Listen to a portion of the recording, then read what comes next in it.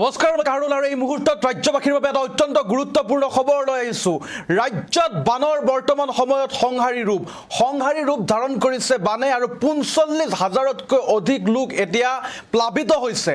এজন লোক এতিয়া সন্ধানহীন হৈছে আৰু উদ্ধাৰ অভিযান অব্যাহত আছে। সৰ্বাধিক ধেমাজিত প্ৰভাৱ পৰিছে বানৰ আৰু হাজাৰ হাজাৰ লোক এতিয়া বিপদৰ সন্মুখীন হৈছে। জনাইছোঁ এই মুহূৰ্তৰ এটা ডাঙৰ খবৰ। ৰাজ্যত বানৰ বৰ্তমান সময়ত সংহাৰী ৰূপ ৪৫,০০০তকৈ অধিক লোক বানত ক্ষতিগ্ৰস্ত হৈছে। এজন লোক সন্ধানহীনৰ খবৰ পাইছোঁ আৰু উদ্ধাৰ অভিযান বৰ্তমান সময়ত অব্যাহত আছে। ধেমাজিত সৰ্বাধিক প্ৰভাৱ পৰিছে আৰু হাজাৰ হাজাৰ লোক এতিয়া বিপদৰ সন্মুখীন হৈছে। ২৫৭খন গাঁও বৰ্তমান সময়ত বানৰ কবলত। ৪,২৭৮ হেক্টৰতকৈ অধিক কৃষিভূমি ক্ষতিগ্ৰস্ত হৈছে। আৰু অমিত শ্বাহে মুখ্যমন্ত্ৰীৰ সৈতে ফোনযোগে আলোচনা কৰিছে। বৰ্তমান সময়তো যোগাযোগ অব্যাহত আছে। ৬,৫৫জন আশ্ৰয় শিবিৰত আৰু অব্যাহত আছে সাহায্য অভিযান। পথ দলং আৰু বান্ধৰ ব্যাপক ক্ষতিগ্ৰস্ত হৈছে। ৭৬,০০০তকৈ অধিক পশুধন বৰ্তমান সময়ত বানত ক্ষতিগ্ৰস্ত হৈছে।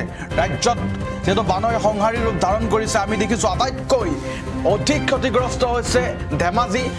বানৰ প্ৰভাৱ এতিয়াও অব্যাহত আছে। ধেমাজিত অধিক প্ৰভাৱ পৰা দেখিবলৈ পোৱা গৈছে। এজন লোক সন্ধানহীন হৈছে আৰু আমি সেই খবৰ পাইছোঁ আৰু বৰ্তমান সময়ত উদ্ধাৰ অভিযান অব্যাহত আছে। ২৫৭খন বৰ্তমান সময়ত বানৰ কবলত ক্ষতিগ্ৰস্ত হৈছে বহু লোক। ৪,২৭৮ হেক্টৰতকৈ অধিক কৃষিভূমি বৰ্তমান সময়ত ক্ষতিগ্ৰস্ত হৈছে আৰু বৰ্তমান সময়ত কেন্দ্ৰীয় চৰকাৰৰ সৈতে যোগাযোগ অব্যাহত আছে। ৬৫৫জন আশ্ৰয় শিবিৰত বৰ্তমান সময়ত এয়া আমি দৃশ্যাংক দেখুৱাইছোঁ কি ভয়ংকৰ পৰিস্থিতিৰ সৃষ্টি হৈছে বৰ্তমান সময়ত ৰাজ্যত। ৭৬,০০০তকৈ অধিক পশুধনৰ বৰ্তমান সময়ত বানৰ কবলত। অৰুণাচলত যি শেহতীয়াকৈ ডাৱৰ বিস্ফোৰণ হৈছিল আৰু তাৰ পিছতে আহাৰমহীয়া বৰষুণে এতিয়া ৰাজ্যক বিপদত পেলাইছে। এক প্ৰকাৰে উত্তৰ অসম প্লাবিত হৈছে। উত্তৰ অসমত যথেষ্ট সংখ্যক প্ৰভাৱ পৰিছে।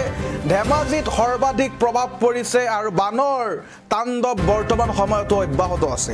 ২৫৭খন বৰ্তমান সময়ত বানৰ কবলত ৰাজ্যৰ ৪,২৭৮ হেক্টৰতকৈ অধিক কৃষিভূমি বানৰ কবলত বৰ্তমান সংহাৰী ৰূপ ধাৰণ কৰিছে বৰ্তমান সময়ত। আৰু এজন লোক সন্ধানৰ খবৰ পাইছোঁ। এয়া আপোনালোকে দৃশ্যাংক দেখিছে। বৰ্তমান সময়ত উদ্ধাৰ অভিযান অব্যাহত ৰাখিছে। এয়া বানে বৰ্তমান সময়ত বিধ্বস্ত কৰিছে সমগ্ৰ অসমক। উত্তৰ অসমক বিশেষকৈ অধিক প্ৰভাৱ পৰিছে।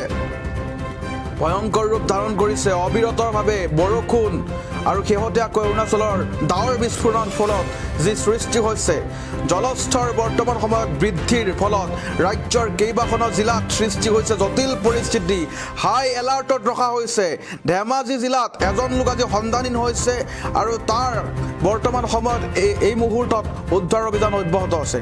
অসম ৰাজ্যিক দুৰ্যোগ ব্যৱস্থাপনা প্ৰাধিকৰণ চমুকৈ ASDMAৰ তথ্য অনুসৰি ধেমাজি, ডিব্ৰুগড়, লখিমপুৰ, চিৰাং আৰু নলবাৰী জিলাত বৰ্তমান সময়ত সৰ্বাধিক প্ৰভাৱ পৰিছে।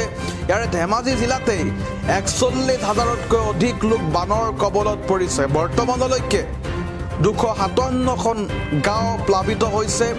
হাজাৰ হাজাৰ পৰিয়ালৰ স্বাভাৱিক জীৱন ব্যাহত হোৱাৰ লগতে ৪,২৭৮ হেক্টৰতকৈ অধিক কৃষিভূমি ক্ষতিগ্ৰস্ত হোৱাৰ আমি খবৰ লাভ কৰিছোঁ। একে সময়তে পথ দলং ৰাস্তা ঘাট সকলোতে এতিয়া আন্তঃগাঁথনি ক্ষতিগ্ৰস্ত হোৱা বুলি খবৰ ওলাইছে। আৰু বৰ্তমান সময়ত আমি দৃশ্যাংক দেখুৱাইছোঁ কিদৰে আচলতে ভয়ংকৰ পৰিস্থিতিৰ সৃষ্টি হৈছে। কেন্দ্ৰীয় গৃহমন্ত্ৰী অমিত শ্বাহ তথা কেন্দ্ৰীয় চৰকাৰৰ সৈতে অসম চৰকাৰৰ যোগাযোগ বৰ্তমান সময়ত অব্যাহত আছে। বান পৰিস্থিতিৰ বুজ লৈছে সঘনে কেন্দ্ৰীয় চৰকাৰে। বৰ্তমান দুয়োখন জিলাত দুখনকৈ জিলাত আচলতে ১২টাকৈ সাহায্য শিবিৰ স্থাপন কৰা হৈছে। সাহায্য বিতৰণ চলি আছে আৰু ৬৫৫জনতকৈ অধিক আশ্ৰয় লৈ আছে বৰ্তমান সময়ত। বতৰ বিজ্ঞান কেন্দ্ৰই আগন্তুক দিনত কেইদিন ধৰি বৰষুণ অব্যাহত থকাৰ সম্ভাৱনা প্ৰকাশ কৰিছে।